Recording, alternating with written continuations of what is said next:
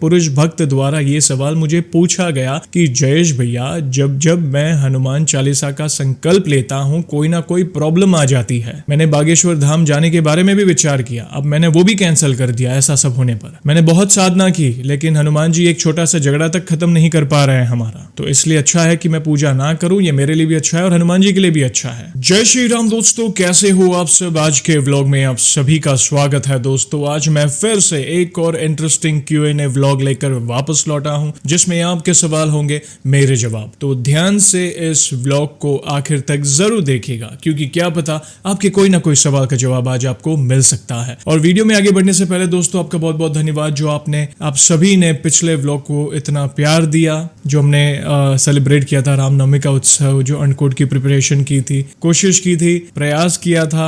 जाने अनजाने में कोई भूल हो तो माफ करिएगा, मगर फिर भी आपने इतना सारा प्यार कमेंट के माध्यम से हमें बताया, हम बहुत खुश थे। Thank you very much. प्रभु की कृपा आप सभी पर ऐसे ही बनी रहे दोस्तों। और आज भी अगर ये व्लॉग आपको पसंद आए तो लाइक और शेयर करना ना भूलें। नए हो तो चैनल को सब्सक्राइब करें, जय श्री राम का नारा लगाकर बेल आइकन को जरूर दबाएं, ताकि आने वाले नए नए इंटरेस्टिंग व्लॉग्स हमारे फैमिली से जुड़े हो, Q&A वाले हो, या फिर प्रभु से जुड़ी कोई कथा क्यों ना हो, आप सबसे पहले देख सके। सबसे पहला सवाल कहें या उनके विचार कहें, बहुत ही इंपॉर्टेंट है, इसलिए ये आप सभी से शेयर करना चाहता हूं। एक पुरुष भक्त द्वारा ये सवाल मुझे पूछा गया कि जयेश भैया, जब जब मैं हनुमान चालीसा का संकल्प लेता हूं कोई ना कोई प्रॉब्लम आ जाती है। मैंने बागेश्वर धाम जाने के बारे में भी विचार किया, अब मैंने वो भी कैंसिल कर दिया। ऐसा सब होने पर मैंने बहुत साधना की, लेकिन हनुमान जी एक छोटा सा झगड़ा तक खत्म नहीं कर पा रहे हैं हमारा। तो इसलिए अच्छा है कि मैं पूजा ना करूं, ये मेरे लिए भी अच्छा है और हनुमान जी के लिए भी अच्छा है। मैं अपने विचार क्या रखूं इसके बारे में। देखिए, विचार देखिए आज के युवा के। पहली बात तो वे हर एक चीज जाने बिना ही अपना निर्णय ले लेते हैं। भक्ति क्या है उनको पता नहीं है, उसके पहले ही वे निर्णय ले लेते हैं। 4 दिन की भक्ति भगवान नहीं है, ये सब भगवान ने ही किया है। हनुमान जी हो, राम जी हो, कृष्ण जी हो, मतलब जिनको आप भजते हो उन्होंने ही किया है। भगवान के कारण मैं सफर हो रहा हूँ, ये है कंक्लूजन उनके विचारों का, ये है कंक्लूजन। ऐसे विचार है। एक तो धीरज नहीं है, मतलब हर एक चीज इंस्टेंट चाहिए उन्हें। तो क्या करें, बस यही जाना आपने हमारे प्रभु को। क्या कभी आपने प्रेम से जुड़ाव किया है प्रभु से, प्रेम से सेवा की है प्रभु से, प्रेम से कभी बुलाया है, या सिर्फ स्वार्थ के कारण मेरे घर में ये झगड़ा चल रहा है प्रभु, इसलिए मैं संकल्प ले रहा हूँ, आपको मेरा काम करना है। अरे पता है, हमें संकट हमारे जीवन में आता है, या तकलीफ होती है, या कोई पीड़ा होती है, ये हम सबको पता है, ये हमारे कर्मों का परिणाम है, इस जन्म का हो या पिछले जन्म का हो। वो तो हम एक्सेप्ट नहीं करते और सीधा निर्णय ले लेते हैं कि भगवान ने ये किया है, हनुमान जी ने ऐसा किया है, हनुमान जी ऐसे है। अरे क्या हक है, हमारी कोई औकात नहीं है। वे परम पिता परमात्मा है, आपके कहने से क्या सब कुछ बदल जाएगा? पहले अपने कर्मों को सुधारो, अच्छे कर्म करते जाओ, प्रभु पर विश्वास रखो। प्रभु, मैं असमर्थ हूँ, आप सर्वसमर्थ हो, आप परम पिता परमात्मा हो। पता नहीं मुझसे क्या गलती हुई है, पिछले जन्म की हो या इस जन्म की हो, आपको तो सब पता है। मुझे वो बल दीजिए, वो कॉन्फिडेंस दीजिए, ताकि मैं इस संकट समय को पार कर सकूं। हनुमान जी की भक्ति में बहुत बल मिलेगा आपको, एक कॉन्फिडेंस लेवल ही अलग लेवल का होगा आपका। आप अटूट विश्वास रखें प्रभु पर। ऐसा नहीं है कि हर बार कोई गलती आप ही कर रहे हो और उसका दोष प्रभु को दे रहे हो। अरे संकल्प ले रहे हो, प्रॉब्लम आ रही है, प्रॉब्लम आपके प्रारब्ध से जुड़ी प्रॉब्लम है। इसमें भगवान क्या करेंगे? आप सच्चे दिल से जुड़ो, एक चित्त होकर भक्ति करो, देखना प्रभु आपको ऐसा बल देंगे कि तलवार का घाव सुई से निकल जाएगा, जैसे मैं हर बार कहता हूँ। मगर ये समझने के लिए रेडी नहीं है लोग, सरल भक्ति को अवॉइड कर रहे हैं। सबको रातों रात सब कुछ चाहिए, तो क्या करें? विश्वास रखे, गिव अप ना करे। एक ना एक दिन आप जितना भी अब कहें कि मैं पूजा पाठ नहीं करूंगा, भगवान नहीं, आप कितने बड़े नास्तिक भी क्यों ना बन जाए, एक दिन ऐसा आएगा कि आपको समर्पित होना पड़ेगा। एक दिन ऐसा आएगा कि आप उनकी शरण में जरूर जाओगे। और हमारे प्रभु इतने दयालु हैं कि वे हाथ खोलकर आपको गले लगा लेंगे, प्रेम करेंगे, दुलार करेंगे। वो विश्वास रखो, मन में कोई शंका ना रखो, क्योंकि जहाँ पे शंका होगी वहां पे जो ट्रस्ट होता है ना, वो विश्वास वो नहीं होगा। और जैसे इनके विचार है कि भक्ति करने से प्रॉब्लम आती है, ऐसा नहीं है। भक्ति करने से बड़े बड़े असंभव कार्य संभव होते हैं, मगर हमारे पास धीरज नहीं है। ज्यादा उलझनों में ना पड़ो, हमारी कोई औकात नहीं है कि हम भगवान को दोष दे। ये बस हमारे कर्मों के परिणाम है। भगवत गीता में भी कर्म का सिद्धांत बताया गया है हमारे प्रभु के माध्यम से। तो सच्चे दिल से प्रभु की आराधना करो, अटूट विश्वास रखो, अच्छे कर्मों में लग जाओ, सब कुछ हाल पे छोड़ दो। अपने जीवन की डोर उनको दे दी है ना, प्रभु सब संभाल लेंगे। देखना धीरे धीरे सब अच्छा होने लगेगा। जैसे पिछले प्रारब्ध कहता ना कि निकलते जाएंगे, वैसा सब अच्छा होने लगेगा। अब टेंशन ना लो, प्रभु आपको जरूर बल देंगे।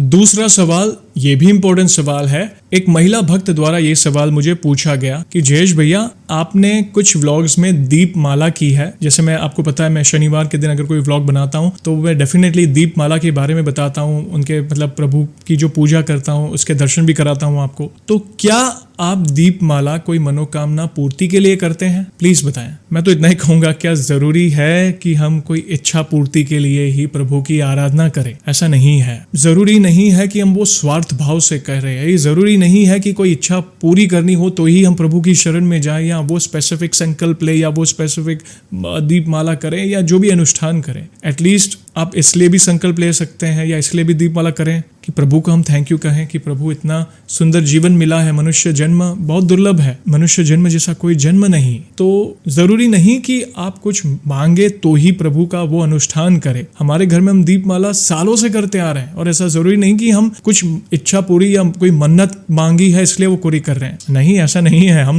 हम बस हर शनिवार को वो दीपमाला, मतलब जैसे 1 to 11, फिर 11 से रिवर्स, वो एक पूरी माला होती है, तो हम वो कर रहे हैं प्रभु को थैंक यू बोलने के लिए, धन्यवाद बोलने के लिए। जरूरी नहीं कि आपको इच्छा पूर्ति के लिए ही करें।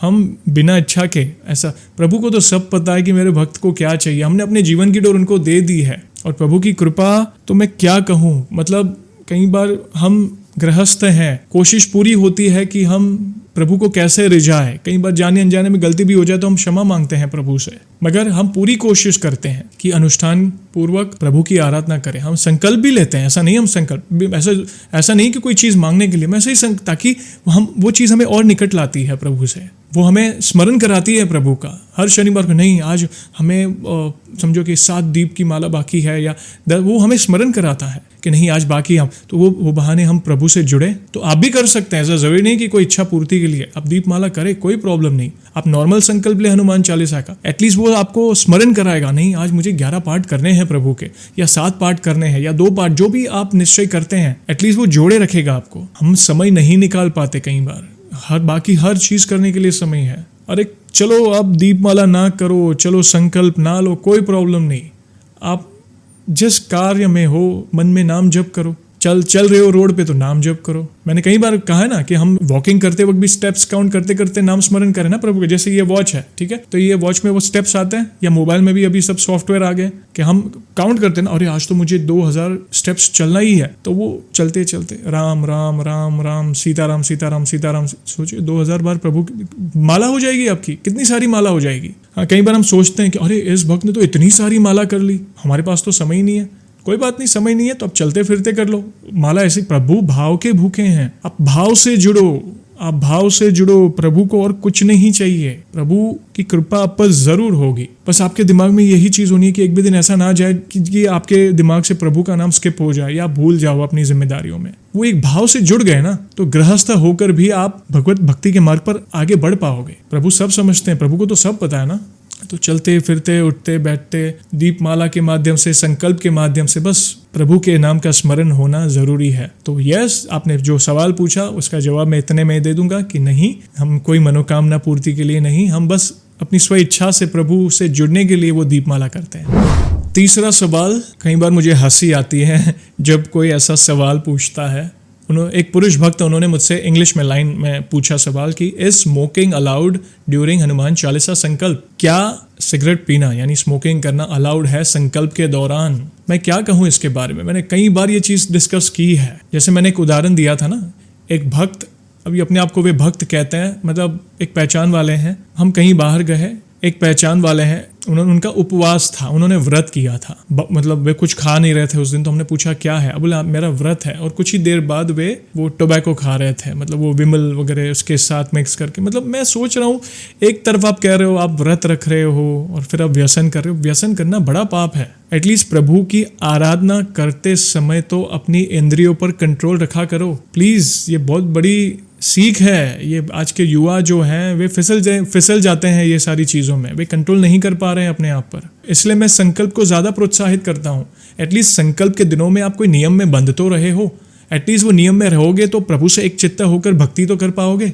कई लोग पूछते हैं कि भाई संकल्प क्यों, बिना संकल्प के भी पाठ करें? हाँ, कर सकते हैं। अगर आप एक चित्त होकर बिना संकल्प के भी पाठ कर रहे हैं तो करिए, संकल्प लेने की जरूरत ही नहीं। लेकिन संकल्प में क्या होता है, हम डेडिकेटेडली प्रभु की आराधना करते हैं, और उस दौरान भी अगर आप स्मोकिंग, ड्रिंकिंग, नॉनवेज खाना हो, व्याभिचार करना हो, गलत संगत में मतलब बुरे विचार लाना हो, बुरे दृश्य देखना हो, किसी को बुरी नज़र से देखना हो, तो ये सारी चीज़ें, ये आप खुद ही बोलो ना, ये सारी गलत चीज़ें करोगे तो क्या प्रभु प्रसन्न होंगे? फिर कहोगे नहीं ये संकल्प लेने से तो सब बुरा होता है। अरे ऐसा नहीं है, ये आपके कर्म है, वही आपको संकट में डालते हैं या कोई तकलीफ आती है आप पर। तो प्लीज़ रिक्वेस्ट है, कोशिश करें, पूरी कोशिश करें कि व्यसन को छोड़ें। सिगरेट के पैकेट पे लिखा होता है ना, it's danger, injurious to health, बुरे बुरे पता ना सारे पोस्टर, तो भी हम नहीं मानते, हम स्मोकिंग करते हैं, वो लत लगी है। और भगवत भक्ति का जो मार्ग है, इस पे लोगों का उद्धार हुआ है। आपको पता है, बड़े हमारे ग्रंथों में, पुराणों में मेंशन है, मोक्ष की प्राप्ति होती है, लोगों का भला हुआ है, मगर फिर भी वो चीज़ नहीं करनी है, या वो चीज़ में अपने व्यसन ला रहे हो, अपने इंद्रिय सुख को ला रहे हो, तो ऐसा बिल्कुल ना करें। व्यसन छोड़ें। मैंने कहा ना, जिनको छोड़ना है वो एक दिन में भी छोड़ सकता है। ऐसे एग्जाम्पल आपने हमारे मेन चैनल में देखे हैं, भक्त खुद आते हैं, एक दिन में नॉनवेज छूट गया, एक दिन में स्मोकिंग ड्रिंकिंग छूट गई, बस वो एक चित्त भक्ति करो। क्योंकि अगर ये इंद्रिय सुख बीच में आ रहे हैं, मतलब आपकी भक्ति एक चित्त नहीं है, प्रभु से आपने प्रेम नहीं किया है। प्रभु से जुड़ो, जितना आप प्रभु से निकट रहोगे ना, उतना आपकी अंदर जो अपवित्रता है वो निकलती जाएगी। फिर कुछ दिन बाद आप खुद महसूस करोगे, अरे स्मोकिंग गलत चीज़ है, नहीं, वो एक चित्त प्रभु के तरफ आपका फोकस है। अरे ड्रिंकिंग नहीं, नॉनवेज नहीं। तो ध्यान से अपने संकल्प को फॉलो करें, इंद्रिय सुख से दूर रहें, प्रभु से एक चित्त होकर भक्ति करें। देखना प्रभु की कृपा आप पर जरूर होगी। प्रभु खुद दिखा रहे, मेरा भक्त इतने बुरे संगत में था, ये सब छोड़कर मेरे पास आ रहा है। प्रभु आपको बहुत दुलार करेंगे, प्रेम से गले लगाएंगे। देखना वे बड़े दयालु हैं, करुणा के सागर हैं। आपको कोई बड़ा विधि विधान मत, बस नाम जप भी करोगे ना, चलते फिरते उठते बैठते नाम जप करो, आपका मन खुद ब खुद पवित्र होने लगेगा। बुरे विचार आएंगे मगर वो जाएंगे, फटाफट चले जाएंगे। फिर एक समय ऐसा आएगा वो बुरे विचार आने भी बंद हो जाएंगे। वो आपकी भाषा में जो आप कहते हैं ना, तलब लगती है सिगरेट पीने की, स्मोकिंग, वो सब बंद हो जाएगा, पता ही नहीं चलेगा। तो एक बार ये प्रैक्टिस शुरू करो, धीरे धीरे वो सकारात्मक परिवर्तन आपके अंदर आने शुरू हो जाएंगे। और दोस्तों, आप सभी को तो पता ही है कि व्लॉग को हम ऐसे ही एंड नहीं करेंगे, प्रभु के नाम का गुणगान जो करना है। और आज फिर से कुछ ऐसी पंक्तियां लाया हूं, हालांकि मैंने ये बहुत पहले गाई हुई है और मुझे बहुत प्रिय है ये पंक्तियां, हमारे बजरंग बली से जुड़ी है। तो कई सब्सक्राइबर्स के रिक्वेस्ट थे, कई भक्तों के रिक्वेस्ट थे कि प्लीज भैया आप किसी व्लॉग में फिर से ये गाइएगा, बड़ी प्यारी लगती है। तो उनके रिक्वेस्ट पर मैं जरूर उन पंक्तियों को गाना चाहूंगा। और आपको ये पंक्तियां कैसे लगी प्लीज मुझे आप भी कमेंट में बताइएगा। और अगर आपको आती है ये पंक्तियां तो आप भी साथ में मेरे साथ गाइएगा। तो बोलिए सियावर रामचंद्र की जय, पवन सुत हनुमान की जय। राम के नाम का जाप करो तुम, तन मन में श्री राम बसायो। अतुलित बल के धाम हो लेकिन राम चरण सदा और धारो। राम के नाम का लेके सहारा, जन कल्याण का ध्येय है धारो। कौन ही जानत है जग में, प्रभु श्री राम दूत है नाम तिहारो। श्री राम दूत है नाम तिहारो, संकट मोचन नाम तिहारो।